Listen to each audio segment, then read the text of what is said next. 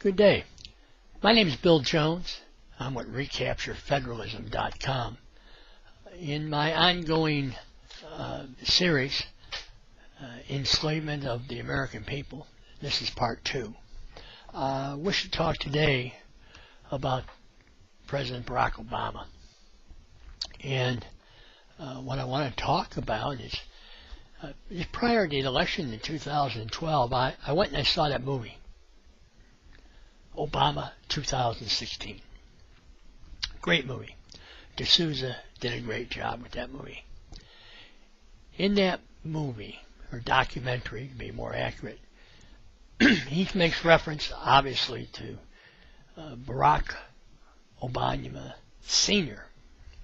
And I don't want to talk about his birth certificate and everything. You can do that some other time. What he released was a phony birth certificate, but that's not what I want to talk about today. And D'Souza didn't bring that up too much either. He went to Kenya, and he went to the grave of Barack Obama Sr., who died in the 80s from an automobile accident. But he went and he found out information. He wanted to look at possibly the writings and things of that sort of the senior Obama.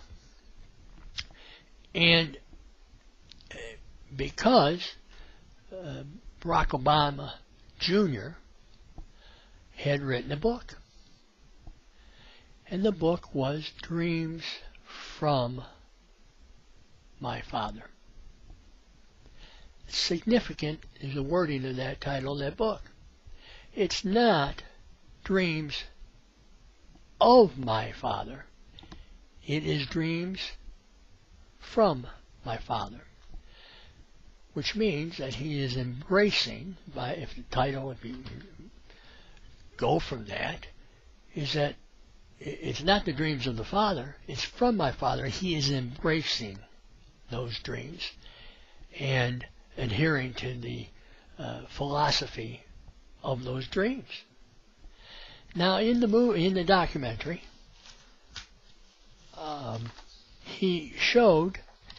D'Souza showed the only paper that I know of that's published by Obama Sr., and he showed a paragraph. And the paragraph he showed in the documentary is this paragraph here. And we'll talk about that in just a little bit.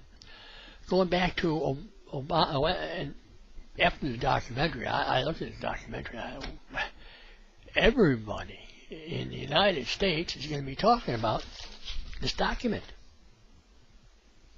It's a significant document. Here we have a man who was elected president of the United States, said he was and is doing a fundamental change to our country. What is that? Nobody ever talks about. Well, what is that change? Change is right here. Nobody talks about it. The propagandists, the press, free press, supposed to be free press. We don't have free press in this country anymore, other than bloggers. You get bloggers, and then there's bloggers on each side, and they kind of get nullified out. But the free press, which is known as the free press, that's in the Constitution, that's a constitutional right of the people.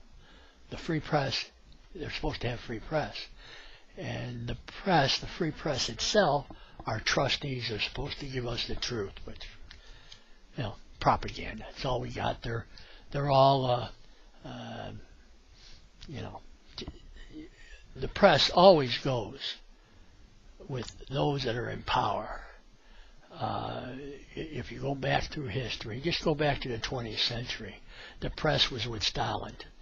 The press was with Khrushchev. The press was with the Nazi Party and the German Workers' Party, which is where Hitler came from originally, and merged in with the Nazi Party. You had Mussolini. The press was with Mussolini. And of course, in this country, the press is biased towards the Democrats. Maybe they believe in the same ideological stuff, you know, and they all spout the same stuff. Marxism, and the Marxism ideology is based upon atheism. And you hear them, oh, they talk about separation of church and state. Now, nobody talked about this document. Nobody talked about this, okay? And after about a week or two after I saw this movie, this documentary, I thought to myself, nobody's talking about it. It must not mean anything. It's garbage. It's not garbage. Ideology here. So I did what everybody does nowadays. I went online. Google. Obama Sr. Wikipedia. Okay. There's Wikipedia. Obama Sr. Very interesting. Mr. Obama Sr. is not Muslim. He grew up in a Muslim village, but he wasn't Muslim. As a child, it was the British colony of Kenya, and there was Anglican schools. He went to a Christian Anglican school. But before, he was never a Christian. Before he went to the United States, to Hawaii, he had a scholarship from the Kennedy Foundation, one of their foundations. He went to Hawaii. And he denied God. He didn't believe. He was not a believer of God. He was an atheist. Why wouldn't he? Most of the leadership and people, you know, separation of church and state, they're atheists. Marx, Lenin, Ho Chi Minh, and Obama Sr. But he did write one thing. He wrote, the publication he wrote in July of 1965, that's this one, Problems Facing Our Socialism, another critique of the secessional paper number 10. There was a secessional paper written, and this paper that Obama Sr. wrote was one of the 4 parts of that. He wrote this part, which is was published in the East Africa Journal in July 1965. I suggest you download that. I suggest you download it and read it. You might want to be drinking a beer while you're doing it, you know, because as a Vietnam veteran, a veteran of the Cold War, and I know the veterans of the Korean War, this shit'll make you puke, okay? This is stuff we fought against. They're still our enemy, okay? Keep that in mind. And Mr. Obama adheres to this ideology, which is Marxism. It says so right. He's not sure, this one page over here, what a Kenyan socialism is, or African socialism, and he makes reference to scientific socialism, which is Marxism itself, and you know, they're confused. They're trying to get things going here. And by the way, how did that socialism, communism, whatever they were doing, how did that work out for Kenya? Not too good for the people. Now, the paragraph that D'Souza showed up on the documentary is right here. I'm going to read that paragraph. Theoretically, there is nothing that can stop the government from taxing 100% of income so long as the people get benefits from the government commensurate with their income, which is taxed.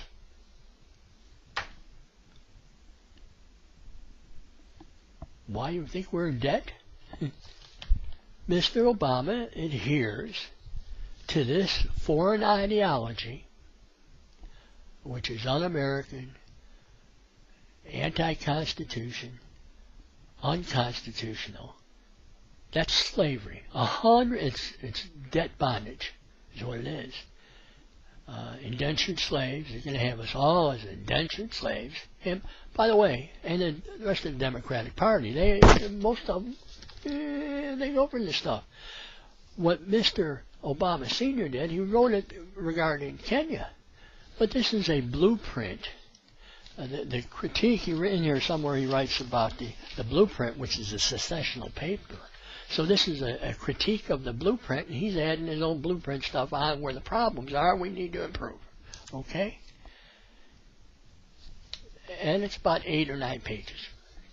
Like this, A lot of stuff in here. So I'm not going to go through all of it. I recommend every American read this. Give you some idea. This taken from the wealthy and stuff like that, redistribution. It's in here. It's on the same page as this other one. But the paragraph right in front of it. And then let me just read a part of this. Give you some of the flavor of this stuff. What is more important is to find means by which we can redistribute our economic gains to the benefit of all, and at the same time be able to channel some of these gains to future production. That's not the way we've been doing it in the United States. And so Mr. Obama and the Democrats and the Republicans, the two-party system, that's what they're doing. That's slavery. He wants to enslave, and is in the process of doing it, him and the Democrats. And I'll go back, doing it long before Obama Jr. was born, and long before almost everybody. I don't know about anybody who's 100 years old that's in Congress now,